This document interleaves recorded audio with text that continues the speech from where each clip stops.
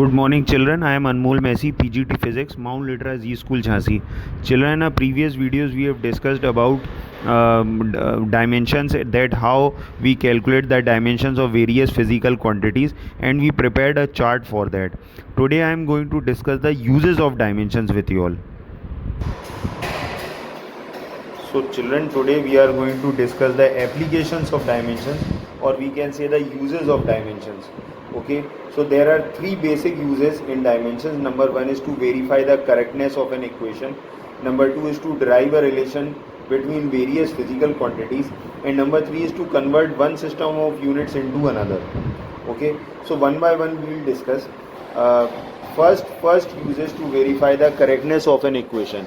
Okay, so here I have written to verify the correctness of an equation, and I have given you a question that ma is equal to mv square upon r, and we have to verify the correctness of the equation. So what we will do is we will take left hand side separately and right hand side separately. Okay, that is, we'll solve left hand side and we'll solve right hand side. No physical quantity would be taken to right hand side, or no physical quantity of right hand side would be taken to left hand side. Left को आप अलग solve कीजिए, right को आप अलग solve कीजिए. So I have opened mass into acceleration. It becomes mass into velocity upon time. Then further I have opened velocity. It becomes displacement upon time into time. Similarly, on the right hand side, it is mv square upon r. So this becomes mass into, instead of velocity we can write displacement upon time, and this radius. Okay, further if this equation can't be opened, so we'll apply dimensions and it would become m l t t. Then for right hand side, m l2 t2 l, like this. Finally we will get mlt minus 2 and mlt minus 2 on both sides. So we can say that since left hand side is equal to right hand side, hence the equation is correct. So this is the method that we will be following. Children, one more question I have considered over here. I have given you half mv square is equal to mgh, and again I have asked you to check the correctness of the equation. So what we'll do is we'll solve both the sides, that is left hand side and right hand side.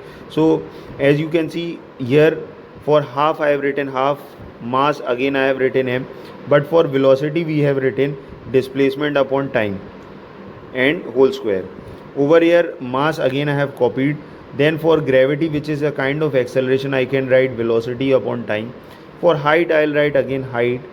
Then this entire thing I have copied over here because I cannot open it further. But then over here, for velocity, I have written displacement upon time. Rest everything I have copied. Further, I cannot open this equation, so I have applied dimensions, and this becomes ml2 t2 mll tt. So this becomes ml2 t minus 2 ml2 t minus 2. Since left hand side is equal to right hand side, hence the equation is correct. Okay, now similarly for equations like these, in which there is a plus sign in between, we can solve it in this way, that v is equal to u plus at. So we can check the correctness of the equation. We can say that for velocity we'll write displacement upon time. For again for u, it is also kind of velocity, so we can write displacement upon time. And for at, again we'll open a, so it would become velocity upon time and then t. We'll cancel both the t's. We'll get displacement upon time is equal to displacement upon time plus displacement upon time. Now again we'll apply dimensions, so we'll get lt minus 1 is equal to lt minus 1 plus lt minus 1. Now since the dimensions of each term is same, therefore the equation would be considered as correct. This is another example for this. I have taken work energy theorem, which is half mv square is equal to half mu square plus work is equal to work done. So again half m, for velocity we will write displacement upon time. Half m for u, again it is a kind of velocity, so we will write displacement upon time. For work done we will write force into displacement, which would further be opened as mass into acceleration, and for displacement I have written s. This entire thing I have copied over here. Again for acceleration it is displacement upon time into time, mass, displacement. This same thing I have copied over here.